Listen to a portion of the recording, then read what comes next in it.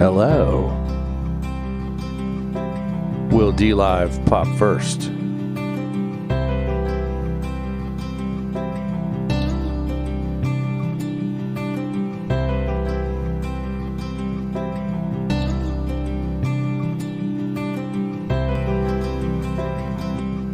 Will Twitch?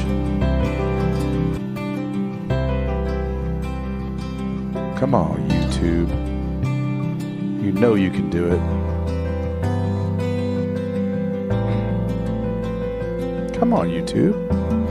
All right, fine.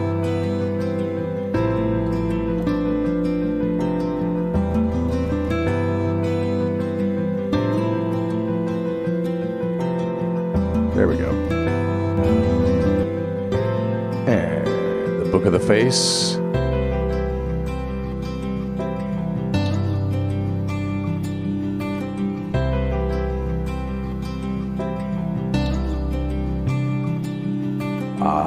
There it is. Face. Cool. Now let's go check Foxhole.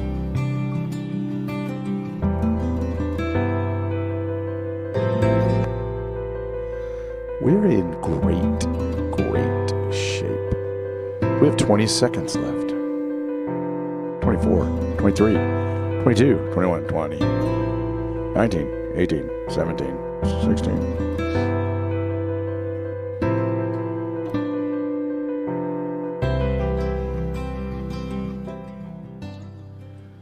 Get the volume ready.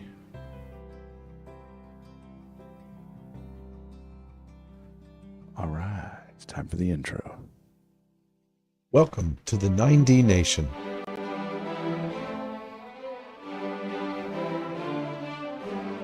בראשית ברא אלוהים את השמיים ואת הארץ.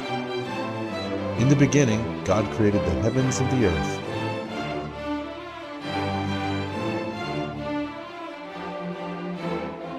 Thousands of years later, it was Wednesday at 11 p.m. Central.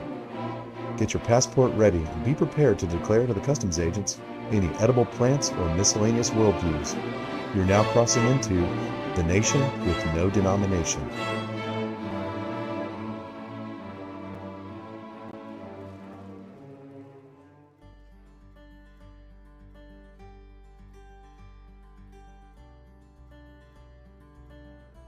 Welcome to the 9dNation, the nation with no denomination. Basically, in short, a Bible reading followed by commentary from our co-panelists, which will be typically Black Yoda, Just Jim, and frequently Hangton Alien Surfer. But first, 30 to 40 minutes of this week's Bible reading. I hope you enjoy it. Interactive with the chat, of course.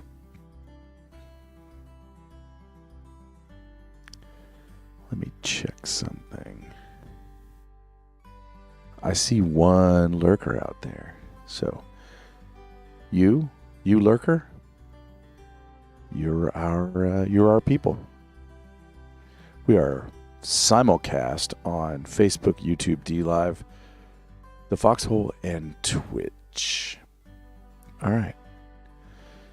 Let's switch over to our Bible view. All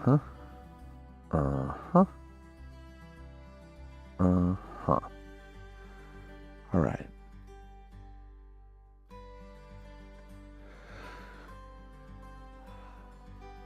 Let me close that. I need to close a few windows because it's really confusing me.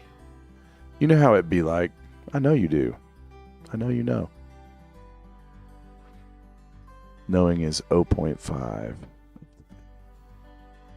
Just came in over from Sloan TV chat. Great show as always. Fantastic show. Be looking out for Duppy Files Volume 11 this Sunday. Right? Just be looking out for that. That's all I'll say right now. All right. If I seem a little fuzzy, I have a slight cold. All right. We're going to start with Genesis 8. 8. Verse 8. What?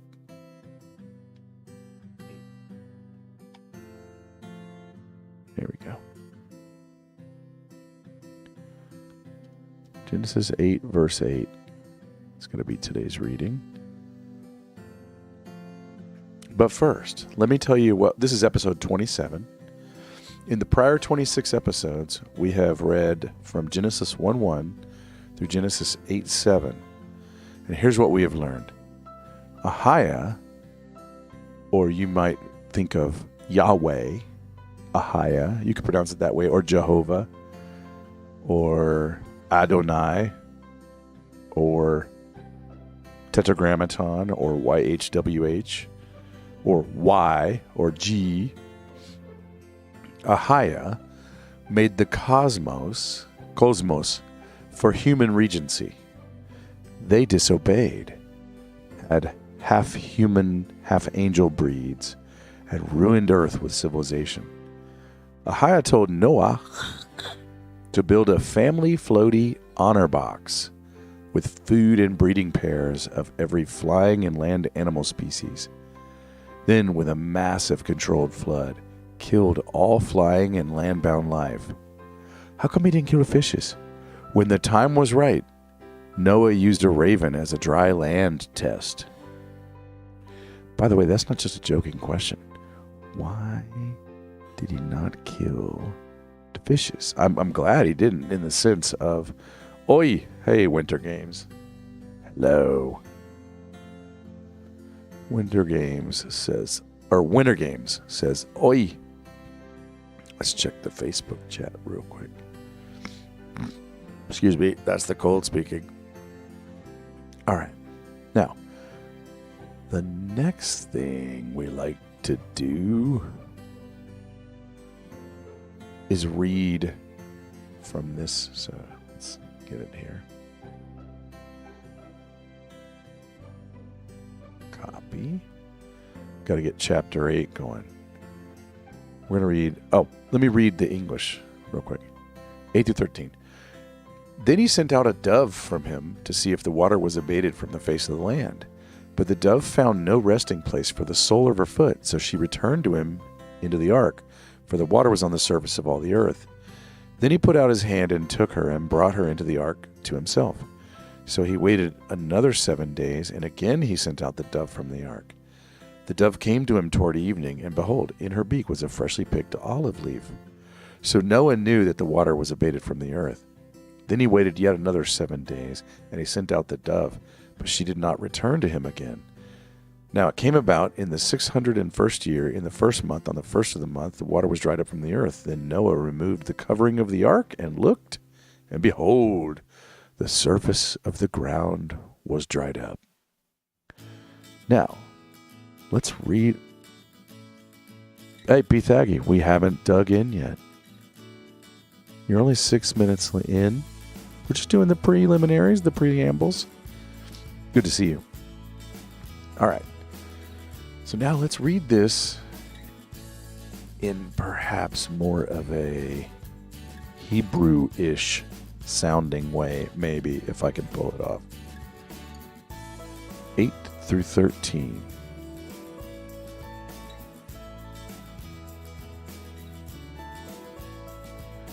I have to zoom out one. There we go. Cut off a little bit of it, but all right, I'm going to try this. Veshalach et Hayona meito lirot hakalu hamayim mayol pene haadama. Velo matzaya Hayona manoach lechaf ragla vatashov elav el hateva ki mehim el pine chol haaretz veyishlach yado vayikachaya vayave ota elav el hateva vayachel od shavat yamim achayrim Vayosef shalach et hayona min hateva. Vatavo elav hayona leet erev vehine ale zayit taraf befiha vayada noach ki kalu hamayim mayol haaretz. Vayiyachel od shivot yamim acherim veshalach et hayona velo yasefa shuv elav od. Vehi bayachat veshesh mayot shana barishon bayachad lechodesh charevu hamayim mael haaretz vayasar noach et michse hateva vayar vehine charevu pine haadama. Okay. Now, let's look at verse 8. Now we're digging in, P-Thaggy. The prelims are over. 8 minutes in. That's pretty typical for the way we do this. Now, let's look at verse 8. In the Hebrew,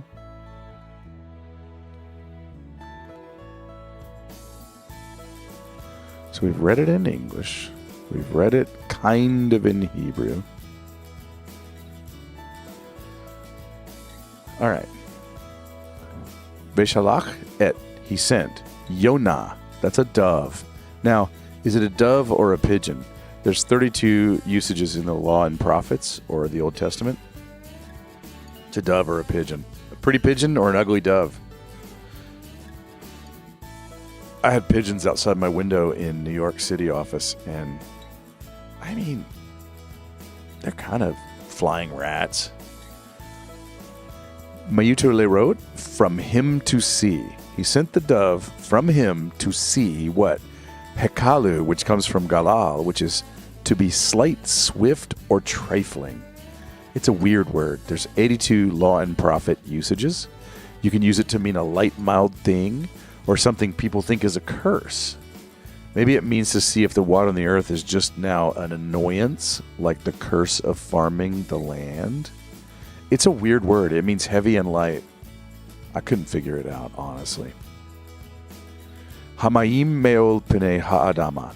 Water from the land's surface. So let's put it all together. He sent out a dove to see if the water was low enough to be not a problem, just a nuisance now on the land surface. So is it a thorn in my foot or not? I don't know. Let's look at that word, because galal.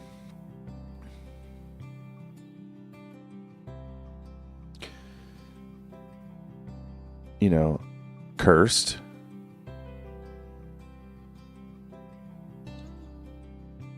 Or lighter. Despised. I don't know. I can't figure that out. You know what let's do? And I did not plan for this. Let's go in and look at the pictogram. So 7043. Let's look at the pictogram. To be slight, swift, trifling, of little account, to be light. There's no curse there at all. Well, then later. So the pictograph is gathering of the shepherd, a sun at the horizon and a gathering of the light. So the shepherd's staff is authority. So gathering to the staff. Huh. The staff of the shepherd is the tool of his authority. Huh. So weird. So you got a long staff and a bag. I don't get it. This is the toughest word I've come across so far. To make light. To make despicable. Okay. Glory in Hebrew is heavy, so it's the opposite of heavy. I could see that. I finally got it. So in other words, doesn't matter on the scales. Let me just double check that.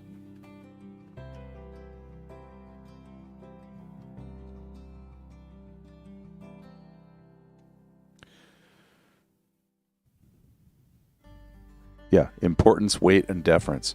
So it's the opposite of weight. So it's the opposite of glorious. It's cursed. All right. Like you put it on a scale and it doesn't move the scale at all.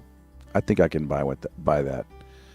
To see if it was a meaningless amount of water still left, like a light bit. All right, cool. Thanks for sticking with me through that. I kind of didn't prep a bunch for that. So let's put it all together. Ahaya made the cosmos for human regency. They disobeyed, had human angel half-breeds, and ruined Earth with civilization. Ahaya told Noah to build a family floaty honor box with food and breeding pairs of every flying and land animal species. Then, with a massive controlled flood, killed all flying and land-bound life. When the time was right, Noah used likable and unlikable birds as dry land tests. Remember the raven and the dove. Let's look at the next verse. Doink.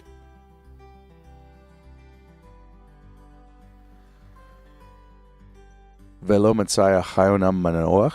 That's the dove did not attain a rest. Notice the word for rest here. Manoach. Sounds a lot like Noah.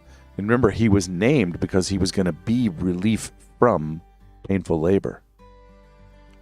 So I really like this verse. But the dove did not find a Noah.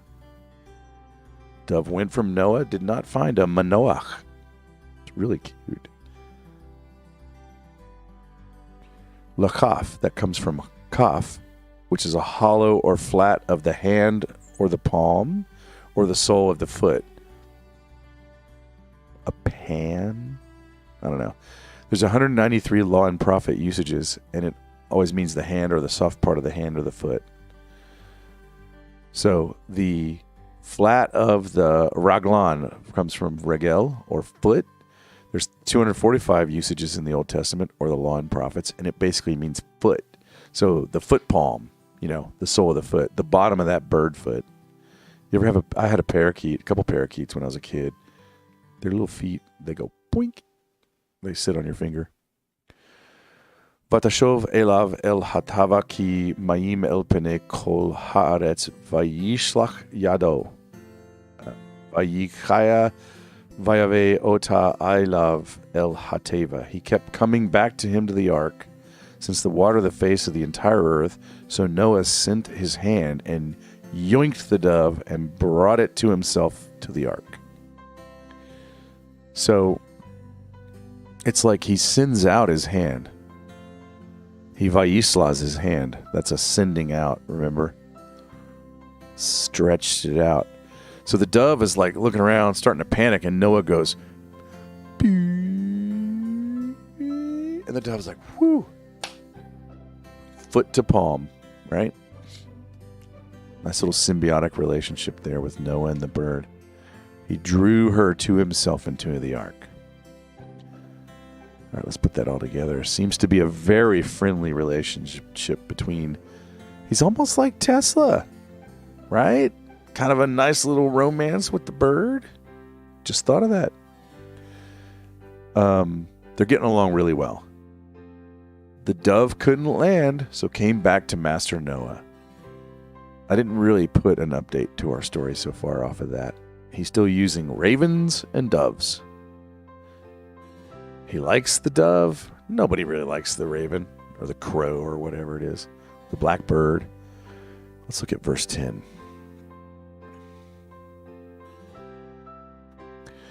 Blackbird singing in the dead of night. All right. Let's see what's going on here. All right. We've got our diehards here. I'm not going to tell you how many of you there are. I know. Actually, you can look. All right. Aren't I just weird? I'm weird. What is this book? Neurotech. All right. I'm a little out of it, as you recall. I'm kind of got a bit of a cold. All right. Is the dove kind of related to the Sabbath. It's going to be looking for rest every Commander Sloan in the house. Good to see you. So the dove is going to be looking for rest every 7 days. It's looking for a place to rest its feet. So that's kind of, I'm going to say, related to the Sabbath. Oh, we got a can. Bomb. Let's get it going. Main can. From Commander Sloan, please enjoy this song.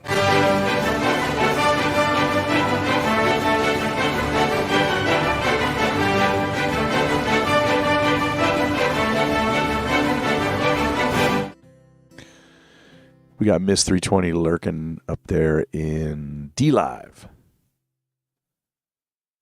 How do I know Miss 320 is lurking? You'd have to go over to D Live to find out.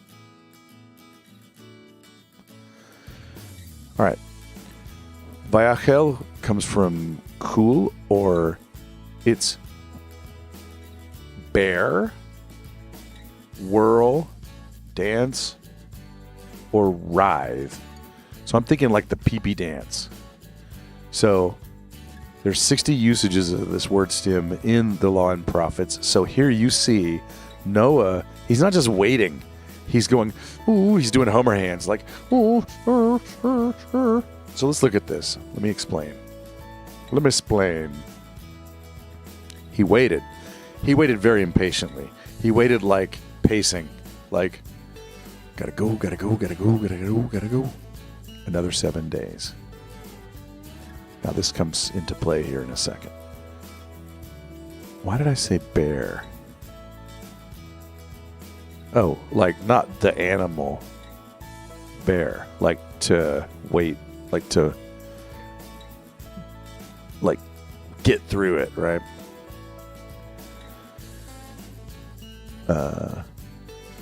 Od Shavat Yamim Achirim Vayosef Shalach et Hayonah min Hateva. Another 7 days, and sent the dove out from the ark again. So to put it all together, after another week of agony, he tried again. So he sends out the dove, no rest. A week of agony, no rest. Well, we're going to find that out in a second. So I just changed the last sentence of our story so far to, he sent out birds as a weekly dry land test. Now let's look at verse 11.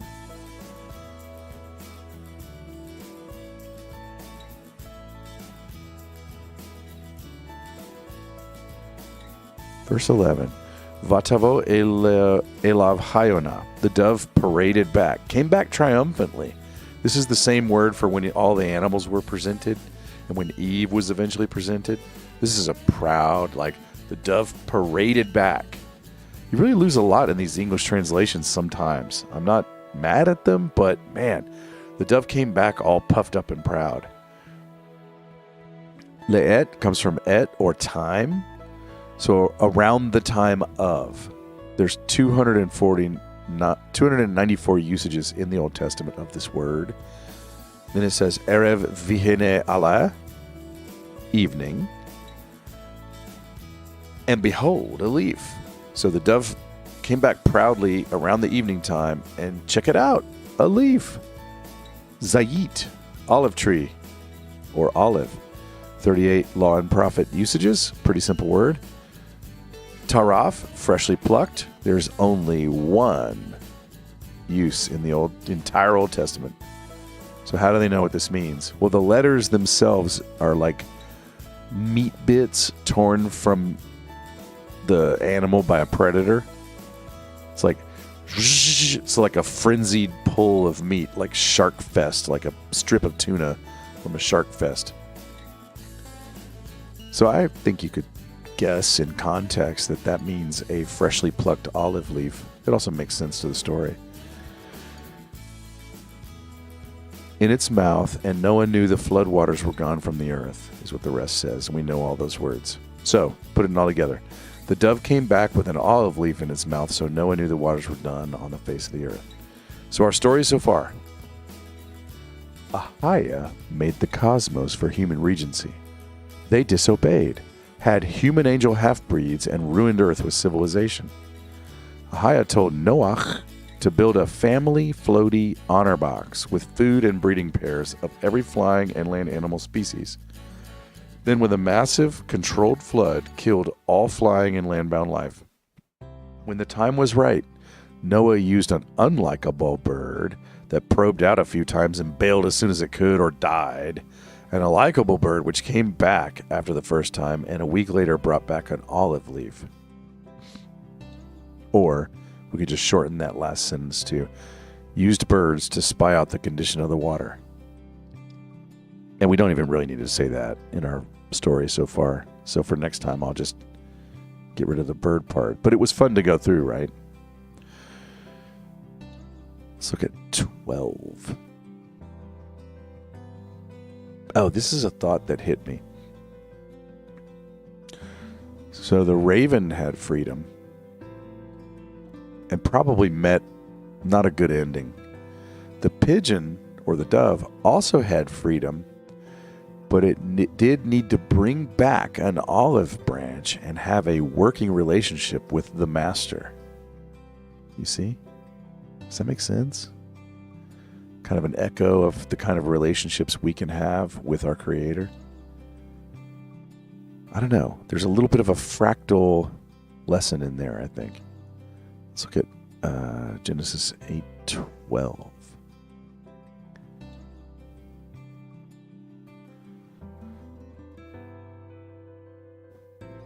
Vayiyachel comes from yachal. That's to wait. 40 usages in the Old Testament. It's very calm. So the translation in English typically says he waited another week, just like he waited before. But he waited first with a pee-pee dance. Once he saw that olive branch, he's like, I'll wait another week, no problem. It's been 190 days. What's another 7? It's been 197 days. What's another 7? Od shivat yamim acherim vaishalach et hayona yelo yasefa shuv elav od. Again another 7 days, sent out the dove, and it did not again return to him anymore. So, our story so far, I'm just going to read you my second half of the paragraph that I'm not going to carry forward. After the first dove land test, it was a difficult 1 week wait, but then it showed a branch, so he could wait calmly, knowing the dove's feet found rest, like Noah's namesake. Then all was chill, and the next week the dove stayed free and independent in a heroic kind of way. Now, here's my new, slightly condensed our story so far, since we just kind of ended like a section. Ahia made the cosmos, for human regency. They disobeyed, even had human angel half-breeds, and ruined Earth with civilization. Ahia destroyed all land and air animals except Noah's immediate household in a floaty box with restart animal pairs. And let's read one more verse, and then take a small break and see what's up, and maybe go a little further. Why not? Why not?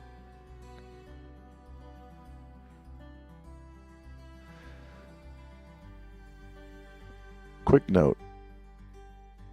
I started to wonder how long were they in the ark. I looked at a few articles. I'm going to share this link. Put this up here for Miss 320. All right.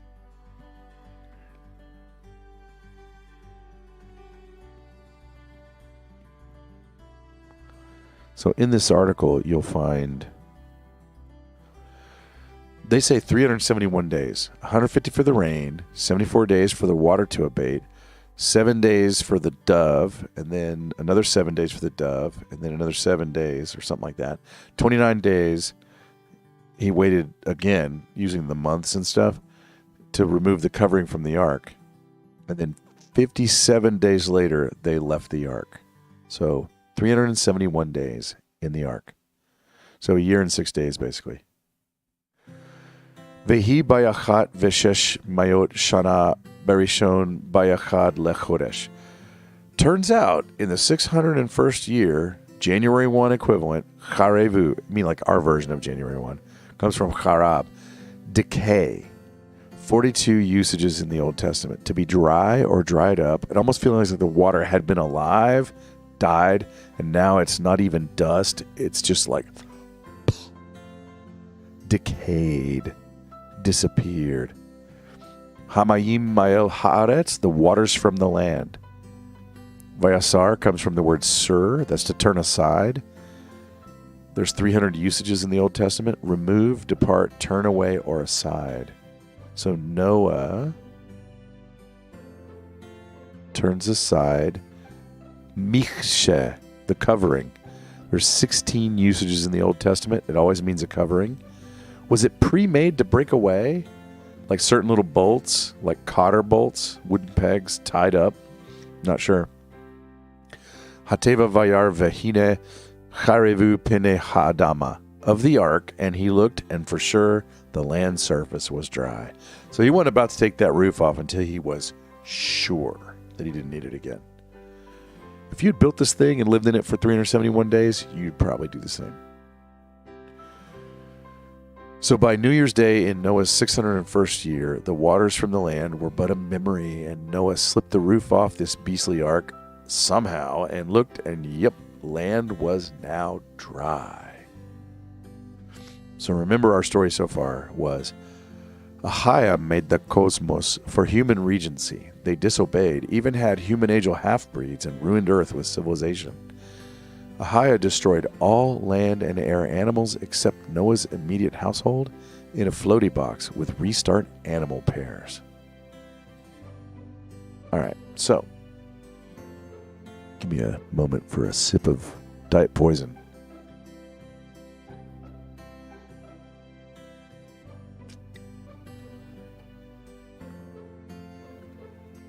Let's do a bonus verse.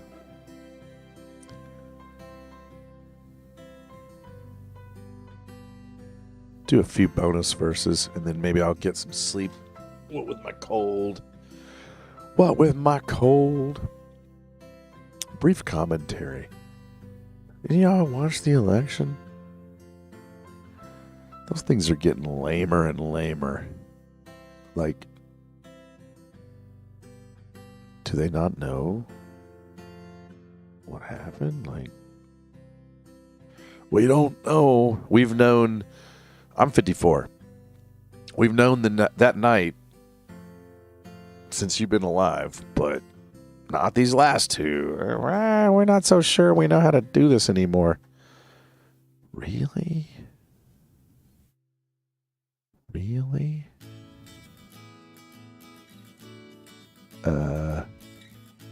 Voted. Nice. I vote for Kermit. All right. I vote for Kermit the Frog. Kermit the Frog here. Hi-ho. All right. Let's do a bonus verse or two or three.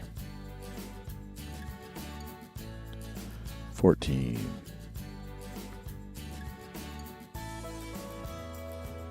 In the second month, on the 27th day of the month, the earth was dry. Let's look at the Hebrew. Not the Shebrew. That's just a lame joke. Uvachodesh hasheni b'shiva ve'esri miyom lechodesh yavasha haaretz. No new words there. Very straightforward. Doesn't really change the story so far. It's good to know. Highly detailed, right? Let's go to the next verse.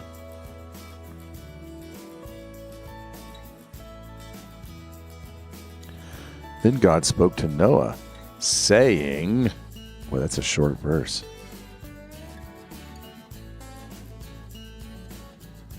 What did God say to Noah? V'daber Elohim el Noach lemor. V'daber comes from dabar. That means to speak. There's 1,144 usages in the Old Testament. Why did they switch to this word instead of the normal couple words we've seen for speaking. Everyone's been uttering and very conversational and suggesting things. And the main word is like so passive. Like God mutters, there should be light. And it's, a small utterance from God is powerful, right? So the light is just like, wow, we got to be. Here comes dabar.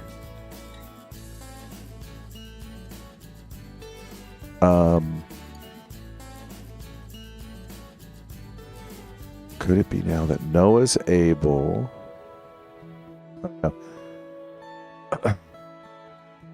The word is used a lot in the first 4 books with Moses, Aaron, and Noah. So these are people that God teaches the people through, like mediators. Feels like there's a new age beginning, round 2. All right, so anyway. Dabar. Let's go to verse 16. Here, I just want to show you that word. Dabar.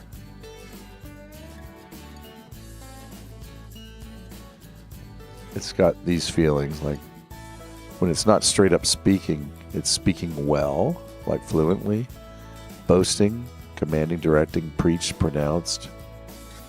But it can mean utter also. I don't know. All right, let's go to the next verse. Parallel. Go out of the ark, you and your wife and your sons' wives with you. Do you think they really have to be told? Maybe they do. They're like, it's been a minute. We don't want to leave the safety box. Not for the same reason, but it's similar to leaving Eden, right? Like, don't want to be diasporid. Don't want to be spread out. Tse min haiteva ha'ata vayishtecha uve necha uneshe v'necha itach.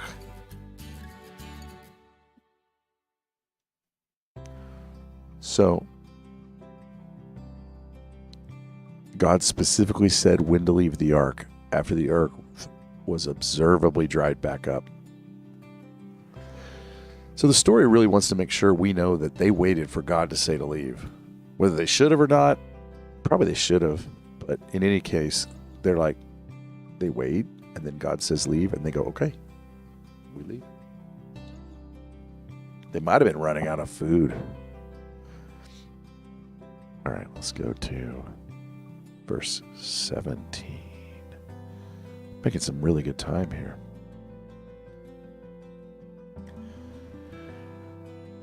Bring out with you every living thing of all flesh that is with you, birds and animals, and every crawling thing that crawls on the earth, that they may breed abundantly on the earth and be fruitful and multiply on the earth.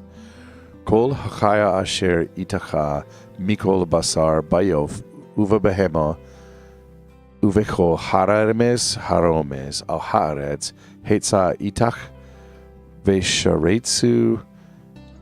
We have our first ever fleet from Secrets. We're going to play that. Va'aretz ufaru veravu al haaretz. Here comes the fleet. This has never been seen to my recollection. I think this is the first time ever. Fleet. Are you ready?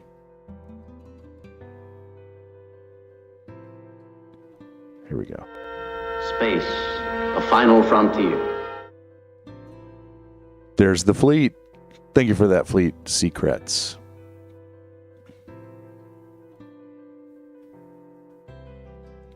All right.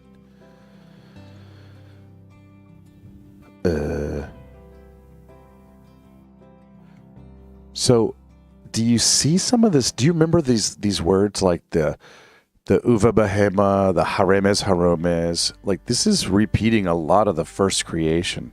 There's like an echo of it going on here. Ahia made the cosmos for human regency. They disobeyed, even had human angel half-breeds, and ruined Earth with civilization. Ahia used a great reset flood to destroy all land and air animals except Noah's immediate household in a floaty box with reset animal pairs. That's sort of our story so far. Real quick, secrets. How are you feeling about, don't have to answer this, but like a crazy last 36, 48 hours, right? I got some fun listening to the second half of Sloan's show earlier. It's like, you know, and I was trying to predict, I was like, it's going to be unpredictable. I mean, the other side is kind of doing their normal thing, right? Well, we can't really call anything because we don't like the results, so we're going to like keep pulling off these hijinks. But then it's like, how much more precipice can you get? You can have the midterms get stretched out, you know? It's like, wow, midterms. Through most of my growing up and life, they've been bordering on not a big deal. Anyway, verse 18. Back to things different. I don't know. Thanks again for that, Fleet. And earlier for the can from Sloan TV. Let's look at this. Parallel. So Noah went out, and his sons, and his wife, and his sons' wives with him.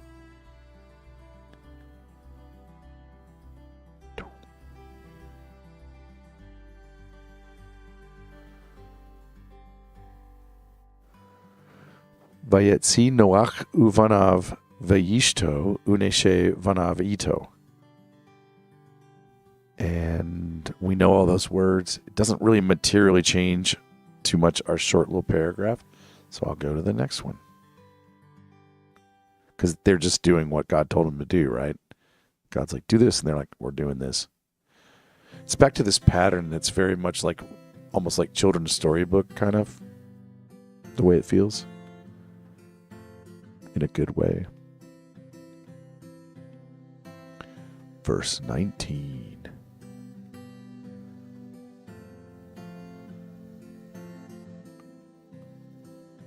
Every animal, every crawling thing, and every bird, everything that moves on the earth went out by their families from the ark.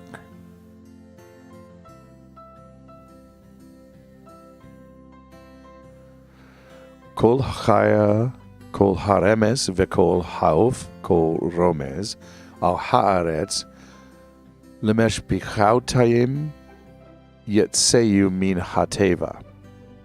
There's only one new word in this verse, and that's lemishpachautayim, which comes from mishpacha, which is a clan. 303 New Old Testament usages, and it nearly always means family. So, are we supposed to anthropomorphize a species here? I mean, it's kind of likening them to a clan. It's not kind of, it is. Is there anything to that?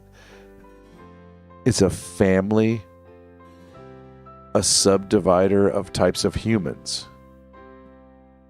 Is that a linguistic hint? I'm not sure. I'm putting a pin in it because pretty soon we're going to see Shem, Ham, and Japheth going out and speculations galore, right? So let's read our story so far. Ahia made the cosmos for human regency. They disobeyed, even had human angel half-breeds, and ruined Earth with civilization. Ahia used a great reset flood to destroy all land and air animals except Noah's immediate household in a floaty box with reset animal pairs in order to preserve the variegated species set forth in the ordered creation. I'm kind of putting my own reasoning in there in that last sentence. I'm not going to keep that around for long, but just think about it.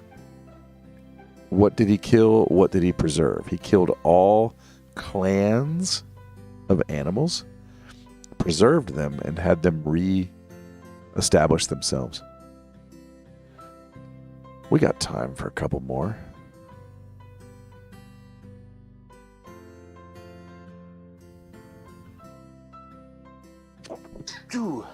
Sorry for sneezing. Let me check the... Miss 320 says, we're the same age. I don't know if you wanted me to read that, Miss 320, but I'm reading it. I waited a while, not on purpose, so hopefully not too doxy there. I kind of thought you wanted me to read that. I read it, and then I'm like, yeah, okay. It's good to see you. All right. Yeah, clearly, like you, I was born in 1999. Then Noah built, let's read verse 20.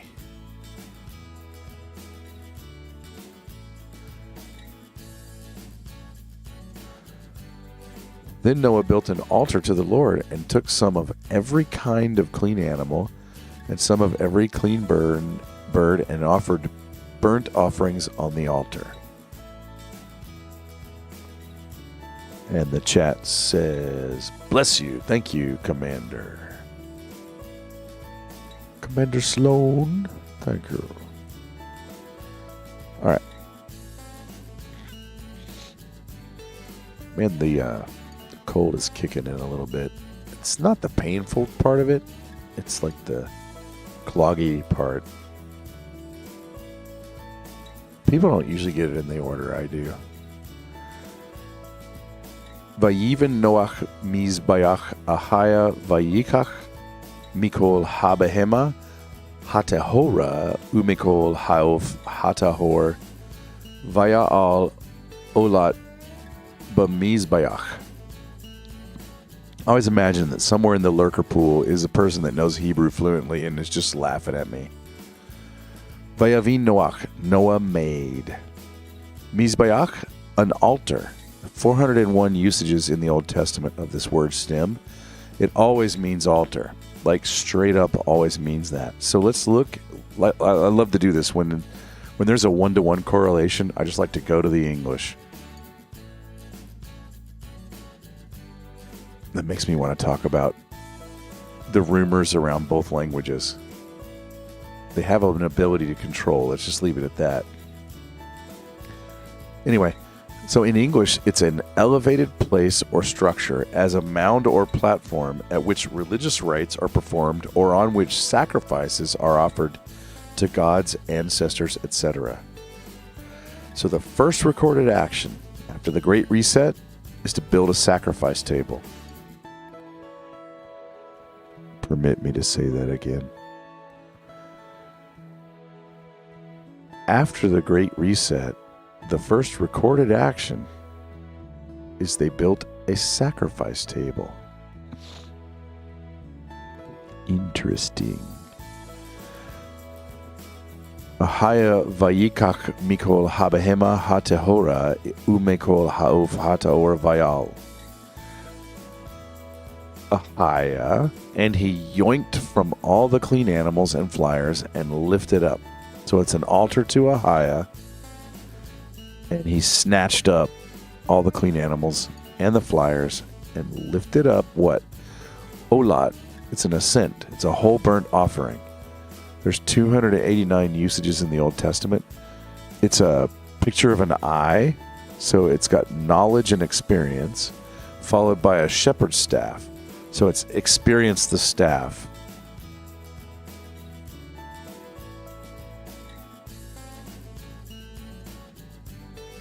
I notated my Camry while it was still running. I don't know why I wrote that down.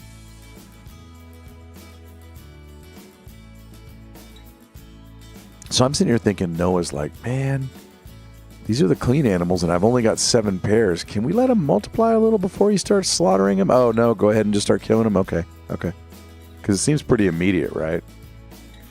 So Noah made a sacrifice table and plopped one of each of the clean animal types up as a sacrifice. That's pretty valuable. It's a pretty valuable sacrifice. He started slaughtering 1/7 of the important cargo as an appeasement. Step 1. All right, let's go to verse 21. Are you having fun? I'm having fun at this part. This is crazy stuff. We're setting the tone. This is the Great Reset. We're going to start slaughtering the good animals. I'm not trying to say this sarcastically. I'm just trying to imagine, like, Noah's like, yeah, no, you're God and all, but okay. I mean, he just got saved, right? So it's not like he's going to, but I don't know. Just sharing thoughts, I guess. Mumbling to self. Right. Do a couple more. We'll go like a solid 1 hour, right? Another 12 minutes ish. I mean, I might go longer. Sometimes when we have less of a panel, I like to get through some of the content just so that we can have a little more time for panel next week. You know how it goes. You know what I like about this new media? It's a little bit less rigid and less structured than the old media. There's pluses and minuses to how much structure to which one adheres, right? All right, let's read this.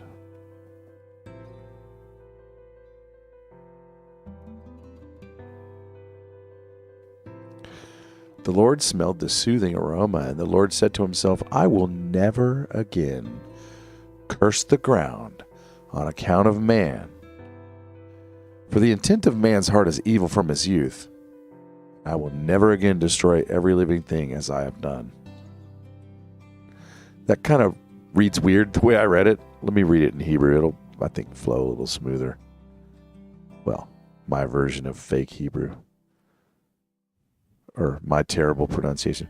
So, Vayarach ahaya et reach hanikoach, vayamer ahaya el libo lo osif et haadama, vayavur haadam, ki yetzer lev haadam ra meneurav velov osif od lahakot et kol chai kaasher asiti. So that first word, vayarach, comes from ruach, which is spirit, right? Interesting. It means accept, smell, touch, make a quick understanding. Think about that. This is an ancient word, and it's used to mean things like get a quick suss, right? There's 11 usages in the Old Testament or the Law and Prophets. Smell, fast understanding. You know, we say something's fishy. We see something out of place, or we make a quick connection, right? This word is the root that ruach comes from, or spirit. So smelling is very similar to breathing or air or spirit. And this is an older version of the word. There's some really, I want to camp on that for just a second and kind of repeat some of that. The basis of spirit is quick understandings by pulling the air in, like making a quick check. Like, isn't that cool? Achaya et, or God. Rayach. Let's see. Smell, you smell. Oh, so what did he vayarach? He vayarach reach. So he smelled the smell. He smelled a smell. It's usually a good food smell. Hanichoach comes from ruach. Let's see. Why am I repeating myself so much? Let me look at these. Hang on.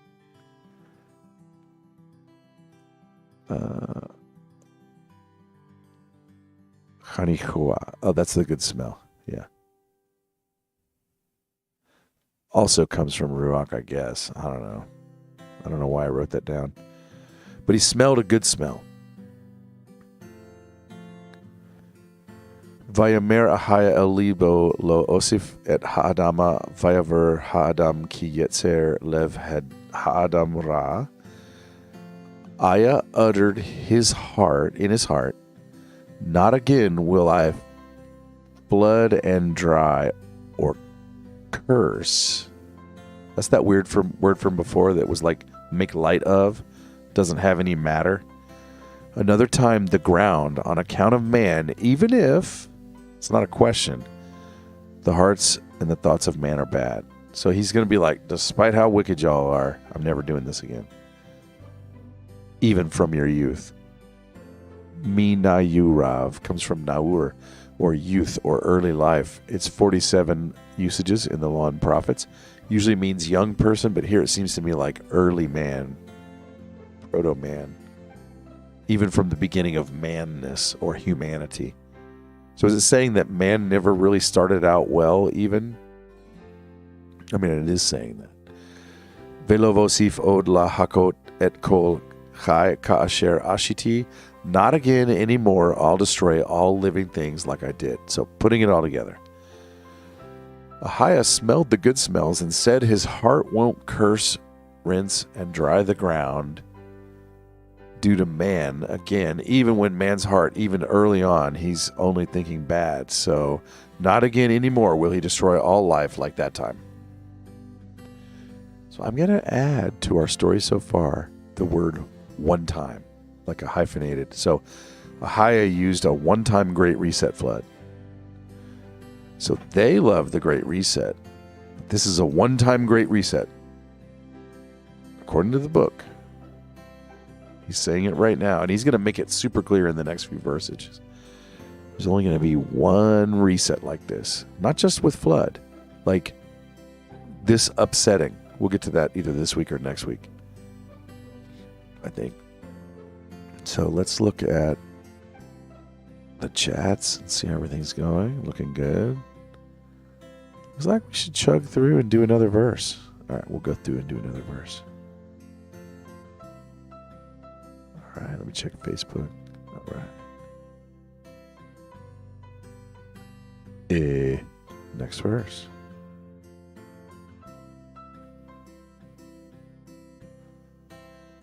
In parallel, New Americans.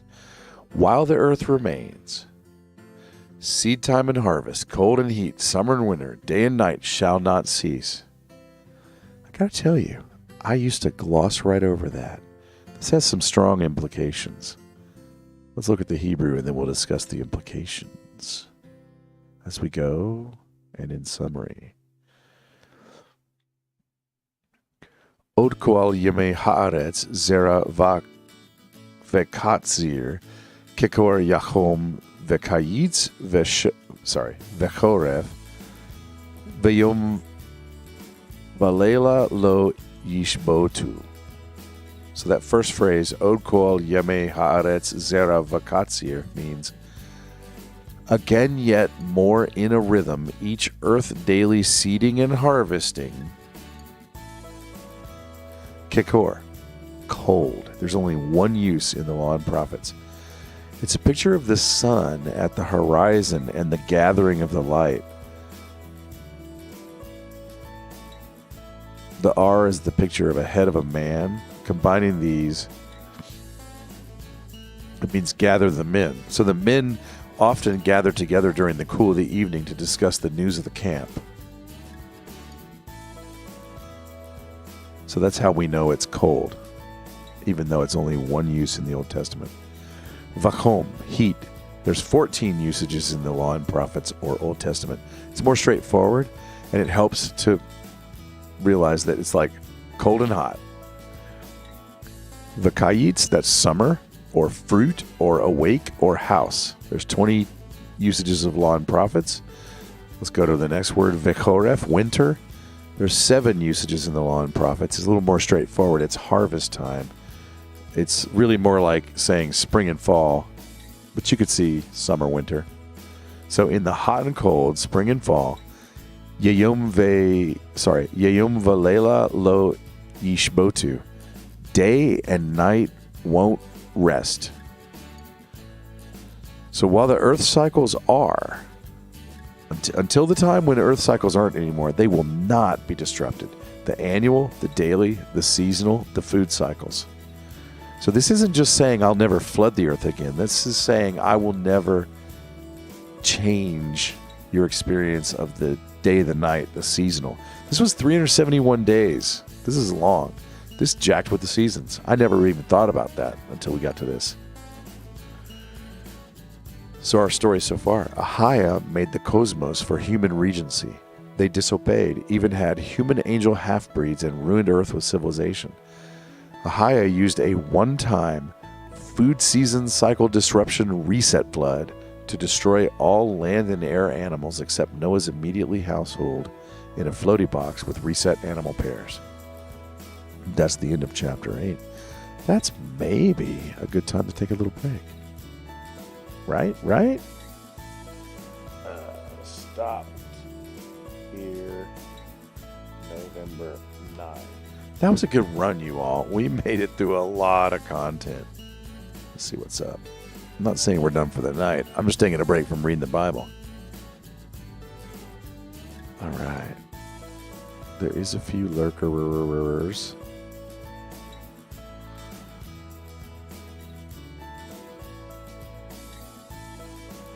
I say we say goodnight to YouTube and Facebook and put on some funk music and chill for a minute.